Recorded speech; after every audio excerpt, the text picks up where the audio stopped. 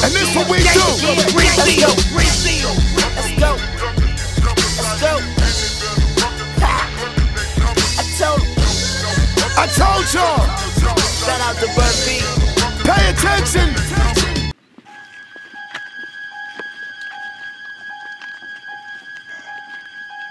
Only look.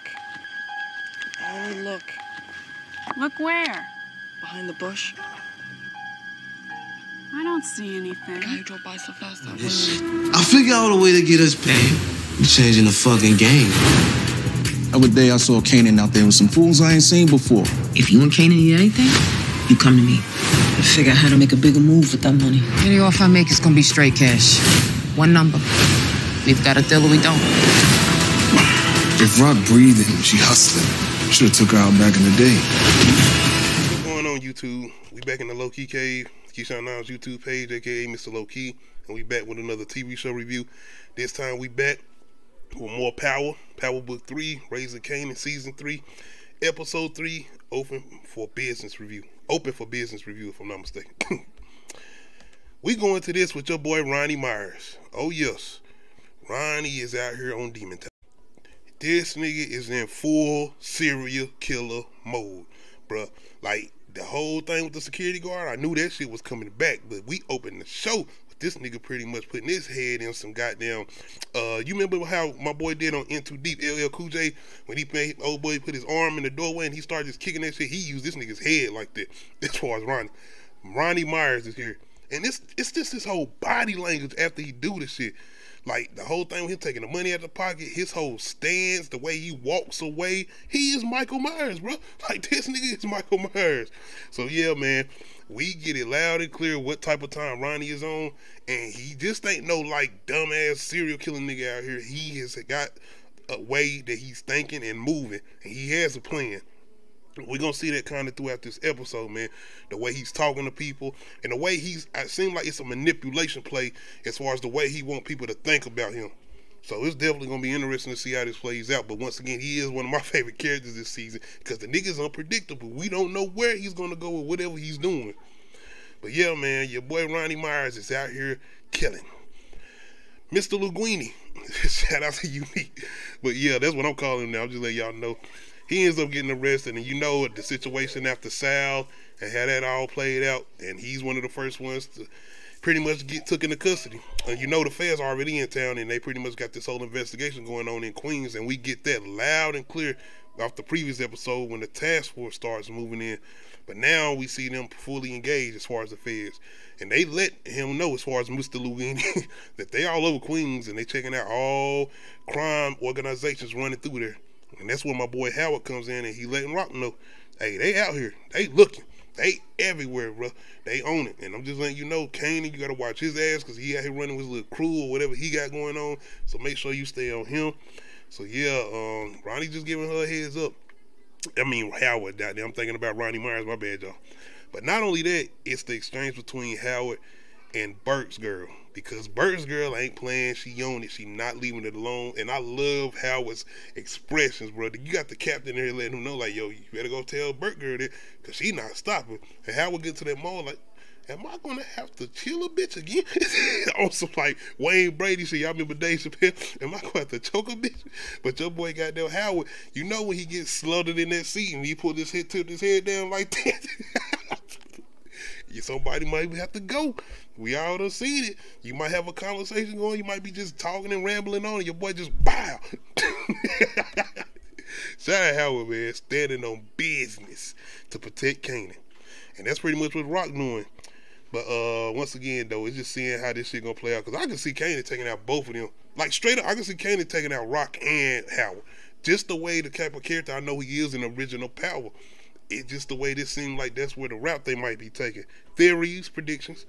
But anyway, man, Ronnie Myers, he's still out here on his demon time, but it's more so now him playing like this whole, what you want to call it, Hannibal Lecter type of shit now. Now he in his Hannibal mode because he out here talking to Ronnie. I mean, he out here talking to Unique.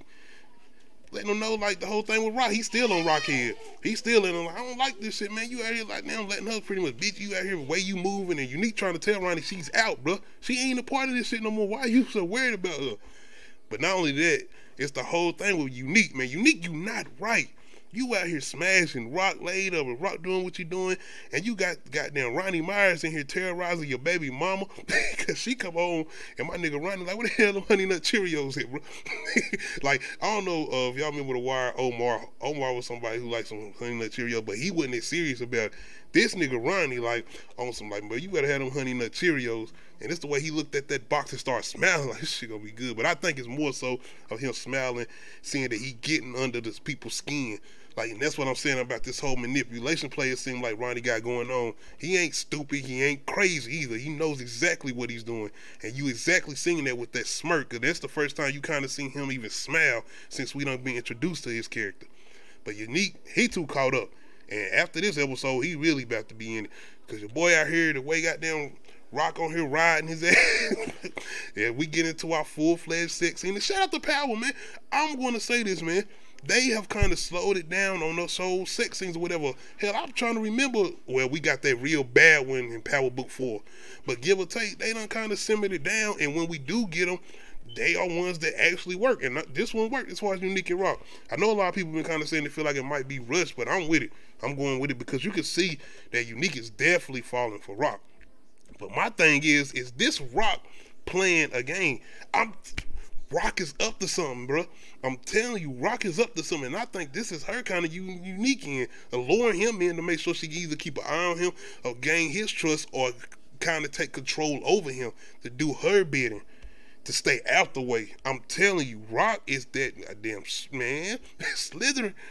But not only that, Unique finally meets up with some of the people that Mr. Linguini told him that he got to talk to before he's tried to move into business with him.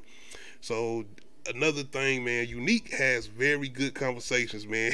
Like the writing team, shout out to the Power writing team for Power Book 3, Raising Kanan, and the dialogue that you have for these exchanges, bro, because they funny, but the shit be crazy because it's kind of coming to the play where he got going on because he had this whole conversation with this Asian dude who said he don't like Chinese. It's like, Unique, like, what? Hold on. Ain't y'all like the same blah, blah, blah? And the way old buddy break it down, Unique like, okay, that do make sense. Especially with what he got going on with Rock. And if you listen to it, you understand what I'm saying. But yeah, your boy Unique out here just trying to make his moves, man, to get back into the plays. But it's going to be interesting to see how he does this and try to maneuver around what the feds got going on, being that they got Queens pretty much in a headlock right now. Rock. Famous and Kanan. Rock knows what's going on. Once again, this is her son. She knows the game. She pretty much comes over, and especially after the conversation with Howard, she like, I gotta see what's going on because they are here watching. So she goes to pretty much check on them, but she really just trying to see what kind of moves they got going on because she know Kanan is up to something, being that they ain't having really no decent relationship right now. Like, he don't want nothing for her, including help. But she pretty much hands some famous some money, letting her know, like, y'all call me if y'all need something, man. Y'all don't need to be out here doing shit. And that's what she's trying to do, because she's trying to keep him out the crosshairs of the feds. Because no matter how smart Kanan think he is, I don't think he actually realized just what's going on as far as this whole situation with the police. And you can tell the way he moving. Once again, it's that whole learning process and the development of these characters that I'm really enjoying. But yeah, man, we get into this as far as Rock trying to pretty much help out, but she also notices a van outside of they complex as far as where Famous them stay at. So you see that she's on it, but once again, she's up to something too. She still has shit that she's doing, and she just studying shit in the way she's taking everything in, and you can see she just laid back, just waiting to make her move, I'm telling you. But it's really this exchange between Kanan and Famous where we really getting to see Kanan become somewhat of Kanan. And him, once again, the whole thing when he not wanting shit from Rock. And him telling Famous, like, nigga, do not take shit from her. Don't even let her in this house. Like, he slapped this, letting him know, like, you let her back in here, I'm gonna mess you up. So now we got a whole situation with goddamn pretty much Famous being bitched, pretty much, yeah. And we know how this gonna play out, bro. I'm thinking it's gonna be a situation where Famous gonna end up turning snitch mode. There's gonna be something that come back on him as far as when he killed old buddy and him kind of pointing towards Kanan. Like, it's gonna be a situation where Kanan gonna take him out. Like, let's be clear, Kanan gonna end up taking him out.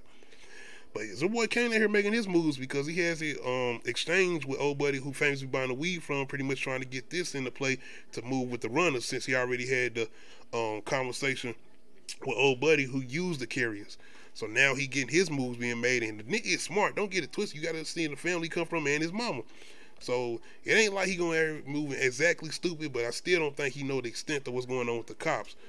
But yeah, he's very serious, and he definitely don't want shit from Rock, and he letting Famous know that. But you can tell, once again, you gotta appreciate Famous. The Famous keeping it real when he like, nigga, I'm not out here really that hustler like that. I don't do this shit like that. I'm a lazy nigga. I'm gonna just be honest with you. And it's like that whole thing with Kanan kind of forcing him. But it's like that's the only person Kanan, I think, kind of trusts at this moment. But you know, like, again, that shit is gonna backfire, and it's gonna be ending up being Famous' demise. Marvin, man. Goddamn Marvin's arc, bruh. And I feel like y'all are setting us up, man, for some bad shit to happen to Marvin. Y'all setting us up because it's the way that he keep coming through. It's the whole thing with Lou out here being stupid and dumb and what he doing. But then you got Marvin out here pretty much being like the saint superhero. Give or take, he's still out here taking niggas out. I mean, but still, you know what I'm saying? What he's doing. But I still think this is more so of him kind of making sure he lived by those standards that old girl was trying to get him to live up to, you know, that got killed as far as his anger management teacher or whatever. So he's still feeling like that he has to do certain things to make sure he's doing it not only for her but himself too. But we get him pretty much going to help old buddy out that he had the exchange with when they was having the classes together, which I almost forgot about his character. But I'm guessing he done relapsed or something, so Marvin got to come through for him. I almost thought Marvin about to take these two dudes out. I did, but he don't. And so you see, and not only that, we got the whole thing with Jukebox getting ready for her audition. And you know your boy Lou, he out here fucking up, drinking. He had this whole thing going on with this certain lady at a bar who used to know his daddy. So now he going through that whole thing too with the music conversation. And now he's thinking about all of that shit, but he's still pretty much on his drunk binge. And he get into a situation at the bar, he end up getting arrested. But the whole thing is, he's supposed to be for this audition for Jukebox, being that he helped produce this track for her. But it's the conversation with Marvin and Jukebox and that father, him coming through saying, it's all you, it's your voice, it's just you. And she still get up there. They do cut her off, but it still don't know if she's going to be able to make the competition or not. And but it's like, what do this shit matter? We know Jukebox ain't going to be no singer. She a serial killing cop, a ruthless nigga. Like, she on Demon Time. We know who Jukebox become, man. But once again, it's the character development and what they doing with this, man. And this the dread, because you know some bad shit gonna happen to Marvin. You know this shit is all gonna be a play on why Jukebox become who she is. And that's the thing, man. Even with Lou. But damn, man, that's what they done to Marvin and what kind of type of character they done turned him into, man. But like I said, it's still a dread too, because you know it's gonna be some bad shit coming down the line. You know it is. But outside of that, man, this was a good scene, man. It's been very good scenes between the exchanges between Marvin and Jukebox and really building their chemistry and their characters. But then we get into the whole thing with Rock. She having or listening around this conversation while she getting her head done between these two individuals as far as saying they building about to get sold because the owner can't find nobody to sell it to. And then it's pretty much, you see her with these ideas going through her head. But then you see her walking outside, kind of going, talking to this pretty much probably more than likely the developer or the person that owns the building. But you see these cops or feds out here taking pictures. And even with them taking pictures, you can see they kind of like, man, she ain't out here on no shit. She don't look like no queen pin or nothing like that. Rock is on to something. She got a plan. And man, I can't wait to see what's going on. But the boy, Kanan, he done made his moves. He out here making profit. But he ain't the only one noticing that he making profit. Yo, boy, Ronnie Myers. Where did this nigga come from? Because we got a whole scene with him. You could tell he done stole somebody's car where he's watching Unique after he leaves Rock House. And now he's out here watching Kanan. And I'm thinking he knows that Kanan is Rock's son. So I'm thinking this must be a play with him too. And this is why I think it's going to be a situation where he is going to try to come in. And it's going to definitely be an influence on Kanan. I don't think Ronnie is Breeze, but I think he's going to have an influence on Kanan as far as that ruthlessness, that manipulation, and I think that's kind of where Kanan going to start to learn certain things from him, even maybe some killing. You never know. But I don't think it's Breeze, and I think Ronnie is going to try to manipulate Kanan to get back at not only Unique, but Rock, to try to hurt Rock. And I think this is where this is going to come into play with. But it might be a point where Ronnie actually starts to kind of like Kanan and maybe see himself in Kanan maybe. It's gonna be crazy to see how this play out, man. And I'm liking what they doing though, because everything is just seeming to come together. But we don't know exactly how this about to play out, man. But the way that nigga was standing across that street on some goddamn Michael Myers, like he's looking at Laura Strode, Haddonfield, like we ain't in Queens, we in Haddonfield by the end of this episode. That is, man, he's one of the ones. He's one of the ones. Shout out to the writing team. Shout out to that acting, that performance, bro. Because, like I said, he's one of my favorite characters because the nigga's unpredictable and what type of time is he on? I can't wait to find out. Anyway, y'all let me know how y'all feeling about this recent episode as far as Open for Business, episode 3, season 3, Power Book 3. Anyway, I know that Ron don't hate to play, hate the game. Anyway, y'all let me know how y'all feeling about this. Shout out to Tyrone Bates. Other than that, man, we just gotta see how this is gonna play out. Outside of Rock and her moves and what she got up her sleeve, because we know she got some type of ideas that she coming up with, and we all know now officially that she ain't out the game though. She got something that she working on, and she just want to make everybody think that she out the game. But anyway, y'all see the Michael Myers head. My boy Ronnie, I had to do it for you. Let me know how y'all feeling about this episode. Make sure you hit that like button. If you're not subscribed to the channel, make sure you hit that subscribe button. Make sure you hit that notification bell, let you know when I upload new videos. Other than that, we out.